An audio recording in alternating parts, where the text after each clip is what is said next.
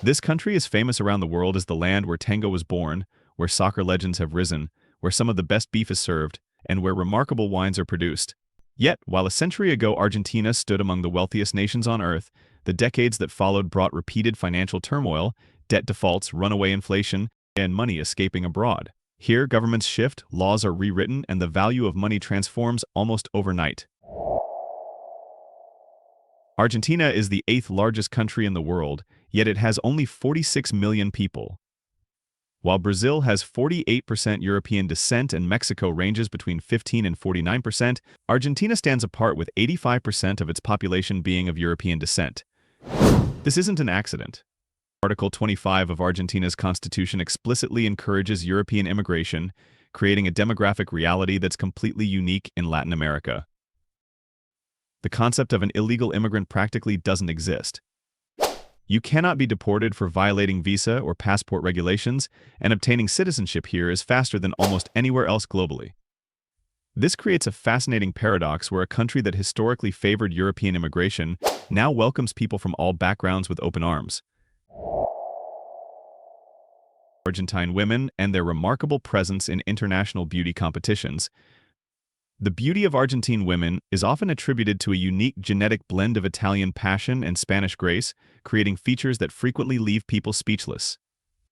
We're talking about high cheekbones, captivating eyes, and figures that seem designed for tango. Argentina has produced numerous Miss Universe and Miss World winners, and their beauty culture is so strong that women aged 60, 65, and even 72 are competing in beauty pageants. Thinking about meeting some gorgeous Argentine girls? Don't hesitate, then hit subscribe, ring that notification bell, and just drop the number 2 in the comments below. We've got some fun and practical tips coming your way.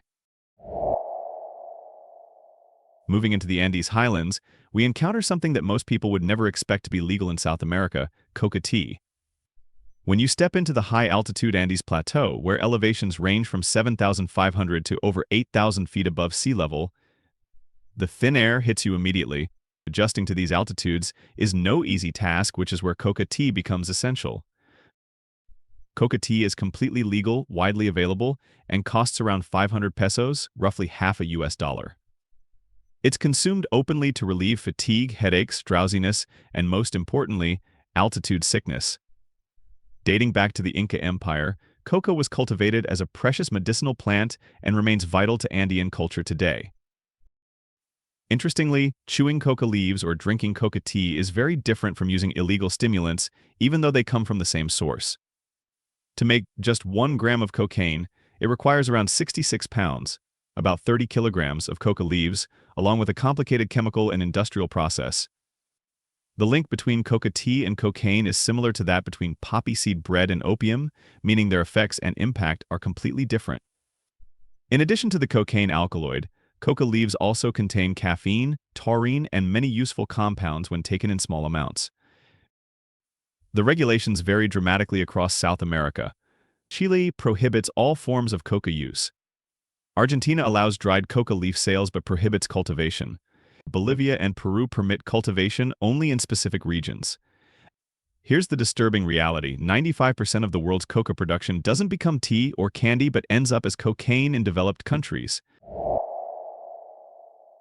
Nearly a third of the entire population lives in the Buenos Aires metropolitan area, leaving vast expanses of this enormous country practically empty. When locals say you can throw any seed and something will grow, they're not exaggerating. This country has access to oceans, mountains, beaches, almost every climate imaginable, and virtually no natural disasters. No tsunamis, no tornadoes, and almost no earthquakes. From every geographical angle, Argentina should be thriving. So, how did one of the world's richest countries end up in poverty? In the early 20th century, Argentina ranked among the world's top 10 economies. Its GDP per capita surpassed France, Germany, and the Netherlands, trailing only the United States and United Kingdom. The country's fertile land, European immigration wave, and agricultural technology enabled massive exports. Agricultural products accounted for 99% of the total export value in 1914. The economy relied almost entirely on agricultural exports without significant industrial or technological development. The Great Depression of 1929 hit Argentina hard, followed by political instability, soaring inflation, and successive military regimes. The 1970s and 1980s saw political terrorism during the Dirty War, while the late 1990s and 2000s brought severe economic crises. Argentina has defaulted on its debt 9 times, and by 2024, inflation soared above 220%, the highest level in over 30 years. Argentine fields have the potential to feed more than 400 million people, roughly the entire U.S. population. The country has huge reserves of oil and lithium, yet it remains poor and getting poorer every day. Let's shift to something that will immediately hit you when you visit Argentina: their relationship with food, specifically meat. In Argentina, there's no culture of eating soup. It simply doesn't exist. What you'll find is meat, meat, meat, and more meat, sometimes fish.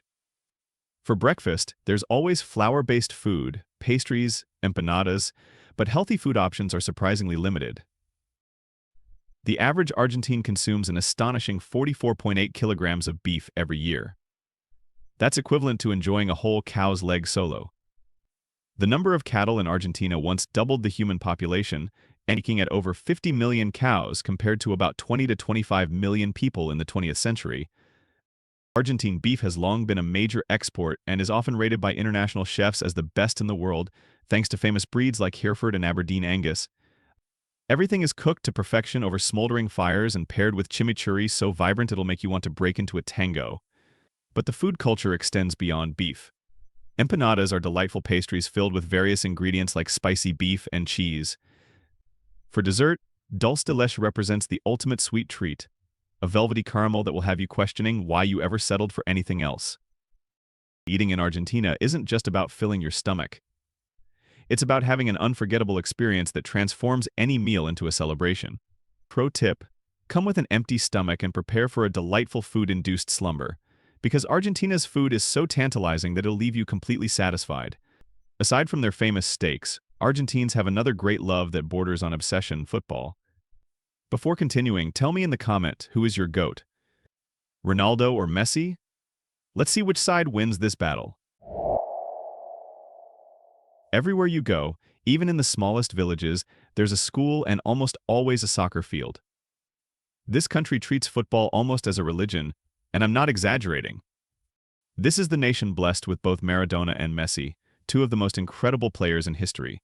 After waiting 36 years, the entire country erupted in joy when Messi led the team to victory in the 2022 World Cup. Argentina has won the World Cup 3 times, 1978, 1986, and 2022, but that 36-year gap made the recent victory even more emotional. Their love for the game manifests in intense rivalries, like the legendary Boca versus River Plate matches. When these teams play, the whole country stops. The businesses close, families gather, and the streets empty as everyone focuses on the game. The bond with their national team, La Selección, transcends normal sports fandom. It's like they're all part of one massive family. The love for Maradona is so strong that fans created the Church of Maradona with its own set of commandments, like the ball is never dirty and always puts football first. It's a real religious movement with thousands of followers who genuinely worship Maradona as a deity. When you're in Argentina, you can't escape football culture. Messi's face is painted on walls and buildings everywhere. The excitement is palpable, and it becomes clear that for many Argentines, football isn't just a sport or entertainment. It's a fundamental part of their identity, their culture, and their daily life. Argentina takes celebrations to levels that will leave you speechless. Take the National Garlic Festival, where a small town goes completely overboard to honor this humble vegetable with elaborate parades and special dishes. Then there's the carnival in Gualeguaychú, which actually outshines Rio de Janeiro with its vibrant costumes and energetic samba. On Saturday nights from January to March, this small town transforms into a massive stage where parades filled with lights and colors last for hours through dazzling stands, attracting tens of thousands of visitors each year. In Mendoza, the Grape Harvest Festival combines wine culture with elegance as dancers in evening wear stomp grapes amidst fireworks. It's a sophisticated celebration that perfectly captures Argentina's wine heritage while creating a spectacle that's both beautiful and fun. But here's where things get really interesting: the Chaya Festival in La Rioja province. This festival originates from indigenous traditions honoring the rain goddess Chaya. a symbol of life and bountiful harvests. The festival begins with folk rituals where people offer gifts like coca leaves, fruits, and wine to seek Chaya's protection and blessings. What happens next is absolutely wild. The streets of La Rioja fill with music and color as locals and tourists engage in playful flower fights and water battles. Everyone throws flour at each other, covering themselves in white layers as a symbol of new beginnings. Tango isn't just a dance in Buenos Aires, it's woven into the city's very essence. This sensual dance originated from the blend of Italian immigrants and Afro-Argentine culture in working-class neighborhoods, creating something entirely unique that captures the passion and melancholy of Argentine culture. You'll find tango everywhere, from street performers in San Telmo to lively dance halls where age truly is just a number. What makes tango special isn't just the dance itself, but the incredible vibrancy of the costumes and the atmosphere it creates. Women stand out in form-fitting dresses that accentuate their graceful spins, paired with sparkling high heels. The colors they choose, often red, black, or metallic, reflect the passion and fervor of tango. Men exude elegance in classic suits, stylish fedora hats, and polished shoes. Together, they create a vibrant, captivating scene that's impossible to look away from. Here's what surprised me most. With a small entrance fee of about 5 to 10 USD, you can immerse yourself in this lively atmosphere and try your hand at the first few steps. The tango community welcomes newcomers, though there's definitely dance etiquette to follow. Don't step on your partner's toes or bruise their ego, and you'll find yourself welcomed into this passionate world. In Argentina, coffee breaks take a backseat to the country's true beverage obsession, mate tea. This bitter herb-infused drink is so deeply embedded in the nation's culture that calling it an addiction isn't an exaggeration. With an average annual consumption of 100 liters per person, Argentines consume more mate than most people drink water. The taste is earthy, grassy, and definitely an acquired one. When you first try mate, you might wonder how anyone could enjoy something so bitter. But once you understand the cultural significance and get past the initial shock, the appeal becomes clear. The heart of the mate ritual lies in sharing. Picture this, people gathering in a circle, passing around a gourd filled with herbs, sipping through a metal straw called a bombilla while engaged in deep conversation. This practice is steeped in tradition and social bonding. Declining a sip when offered mate is like snubbing a gesture of friendship. It's that important to Argentine culture. What's the allure of this bitterness that captivates an entire nation? It's all about the communal experience, the warmth of the shared cup, and the endless discussions that unfold as the gourd is refilled with hot water. It creates connections between people, breaks down social barriers, and provides a reason to pause and connect in our fast-paced world. Argentina isn't just a country, it's a stunning natural gallery filled with attractions that will leave you speechless. Let me take you through some destinations that sound too incredible to be real. First, the Perito Moreno Glacier. This massive ice structure is a true head-turner because it's actually growing while most glaciers worldwide are shrinking due to climate change. It's a rare case of glacial growth, and you can experience the thrill of walking on it with crampons. Imagine stepping onto an alien world with icy blue walls that crack loudly like thunder, sending massive chunks crashing into Lake Argentino. Then there's Iguazu Falls, which makes Niagara look modest by comparison. With 275 waterfalls cascading over the edge, it creates a spectacle that's hard to comprehend until you're standing there. The iconic Devil's Throat is a powerful U-shaped section where water crashes so fiercely you can feel the vibrations in your chest. Bring a raincoat because you're going to get soaked, and I mean really soaked, but that's all part of the incredible experience. For wine lovers, Mendoza represents the heart of Argentine wine country. It's a place where you can sip fine Malbec with the breathtaking Andes as your backdrop. The area enjoys more than 300 days of sunshine annually, creating perfect conditions for growing exceptional grapes. Even if you're not a wine enthusiast, the atmosphere and scenery will captivate you. If you want a colorful adventure, check out Quebrada de Humahuaca. This natural wonder looks like a canvas painted with vibrant hues, featuring mountains in pinks, greens, and golds. It's a hiker's paradise, and the best time to visit is at dawn when early light makes the rocks glow like something from a fairy tale. Finally, there's Teatro Colón in Buenos Aires. This majestic opera house is decorated in gold and marble, with acoustics so perfect that Luciano Pavarotti called it the world's best. It's a cultural treasure that represents Argentina's sophisticated artistic heritage. If you're planning to visit Argentina, prepare to completely rethink your schedule. Dinner at 9 p.m. is considered an afternoon snack called merienda. The real meal starts much later, often around midnight, and involves family gatherings for barbecues called asados. Argentines are not in a rush about anything. Siesta is a common part of their day, so don't be surprised if places close for a few hours in the afternoon for naps. When someone suggests meeting at 10 p.m., be prepared to actually start closer to 11 p.m. This isn't rudeness or poor planning, it's simply how Argentine culture operates. Argentine culture is fundamentally about enjoying life at its own pace.